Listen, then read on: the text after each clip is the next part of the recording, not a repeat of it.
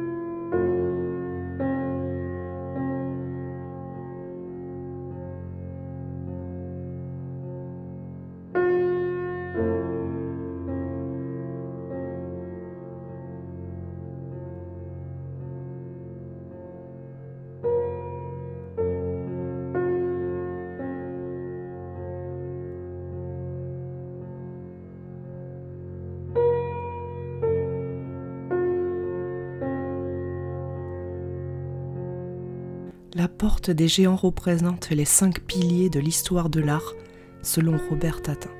On y retrouve les artistes Rembrandt, Van Gogh, De Vinci, Goya et Delacroix, accompagnés de leurs muses. Au sommet, 2 serpents représentent les aléas de la vie, encadrent la roue du destin.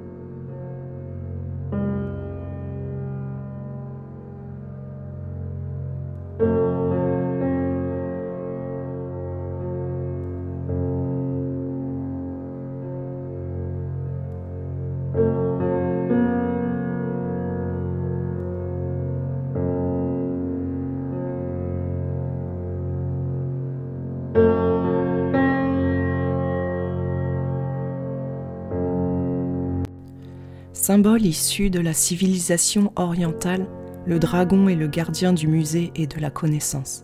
Il a été restauré en septembre 2015.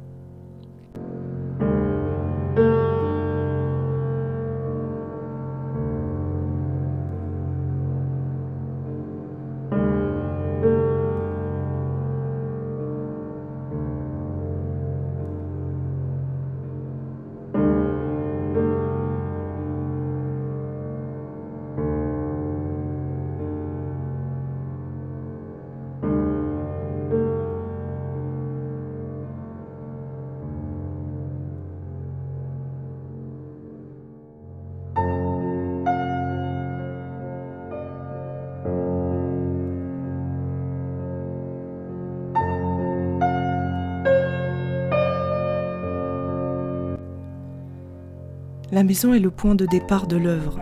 Achetée presque en ruine en 1962, elle a été entièrement restaurée et redécorée par Lise et Robert Tatin. Elle était à l'époque entourée de terres agricoles, d'où son nom de Maison des Champs. Robert Tatin y a vécu 21 ans jusqu'à sa mort en 1983.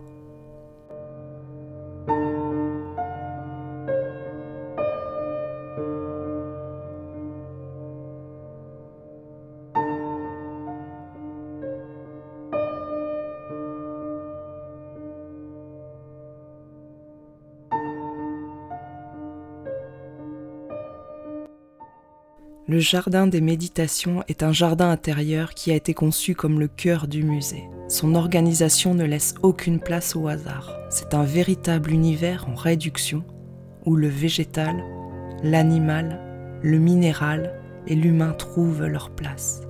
Les portes monumentales du soleil et de la lune permettent d'accéder aux salles de peinture. Tout autour du bassin, 12 sculptures représentent les 12 mois de l'année.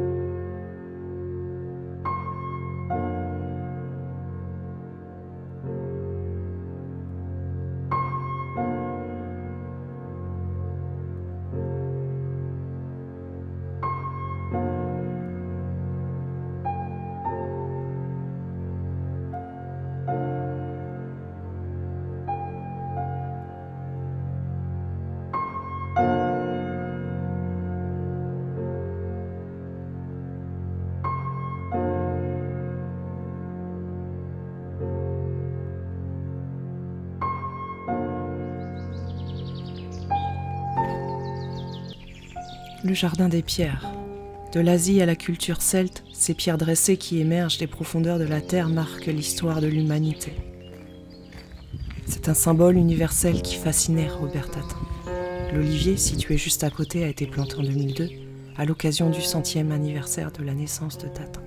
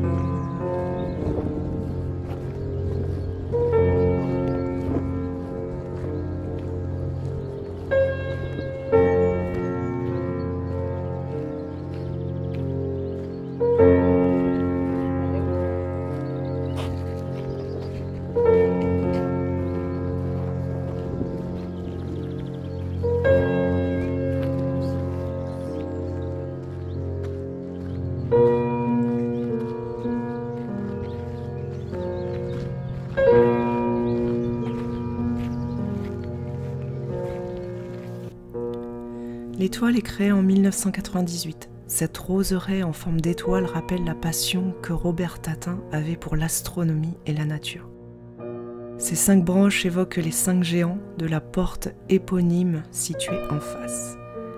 Depuis la Renaissance, c'est une image qui théorise le rapport de l'homme avec le monde.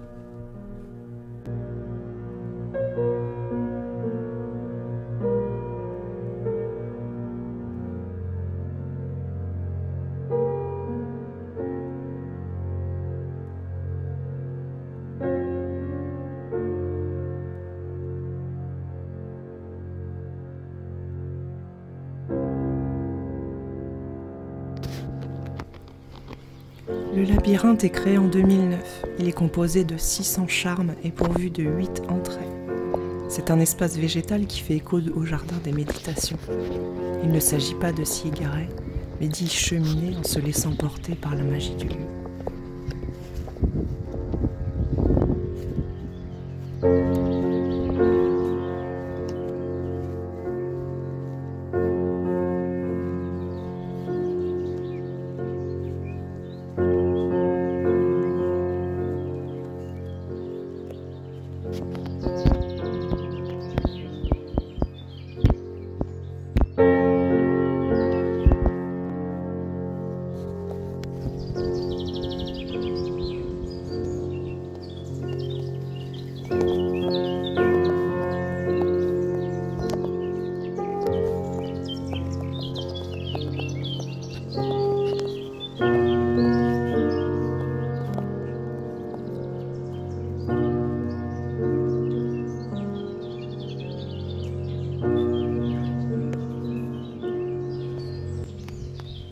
Les œuvres contemporaines et le champ de sculpture et la fontaine.